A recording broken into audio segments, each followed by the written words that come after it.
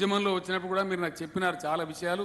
అవన్నీ మనసులో పెట్టుకొని కేజీబీఎస్ టీబీజీకేఎస్ నాయకులతో కూడా మాట్లాడి ఏమేం చేయాలని చాలా చర్యలు తీసుకున్నాం. రిటైర్మెంట్ అయ్యి వాళ్ళు ఉద్యోగం తీసుకోకపోతే వాలంటీర్ రిటైర్మెంట్ తీసుకొని వాళ్ళకి 25 లక్షల రూపాయలు ఇస్తూ ఉన్నాం. ఇల్లు కట్టుకుంటామంటే 10 లక్షలు వడ్డీ లేని రుణం ఇస్తూ ఉన్నాం. ఇక్కడనే మీ హాస్పిటల్లో మీకు అనేక రకాల వైద్య సదుపాయాలు కల్పించినాం. మీ హక్కులు చాలా వరకు కాపాడే ప్రయత్నం చేస్తూ ఉన్నాం.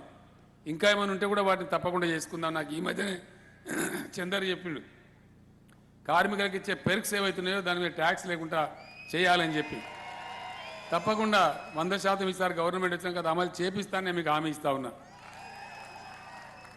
ఈ రకంగా అన్ని రకాల మంచి చర్యలు తీసుకున్నాం, ముందుకు పోతా ఉన్నాం. 600 కోట్ల మారటోరియంలో ఉండి మునగడానికి సిద్ధంగా ఉన్న సింగరేణిని కాపాడి ఇలా 2200 కోట్ల లాభాలకు తీసుకొని పోయినాం.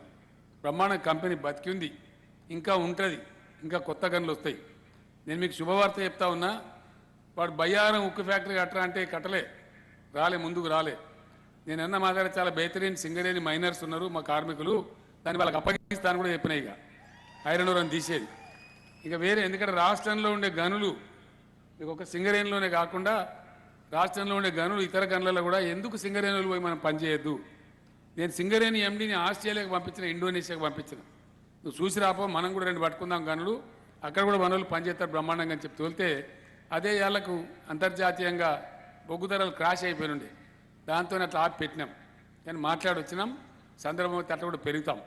అంటే సింగరేణిని ఎట్టి పరిస్థితుల్లో, సింగరేణి తెలంగాణ కొంగు బంగారం, అన్నం పెట్టిన తల్లి కాబట్టి ఆ సింగరేణిని ఇంకా విస్తరించుకుంటమే తప్ప దీన్ని ఎట్టి పరిస్థితులలో రాజీ పడం. కార్మికుల శ్రేయస్సు, సింగరేణి యొక్క బతుకు తెరువు, సింగరేణిని ఇంకా ముందుకు తీసుకుపోయే పద్ధతులు తప్పకుండా ఆలోచిస్తామని నా హృదయంలో ఉంది అని చెప్పి నేను మనవి చేస్తా ఉన్నా.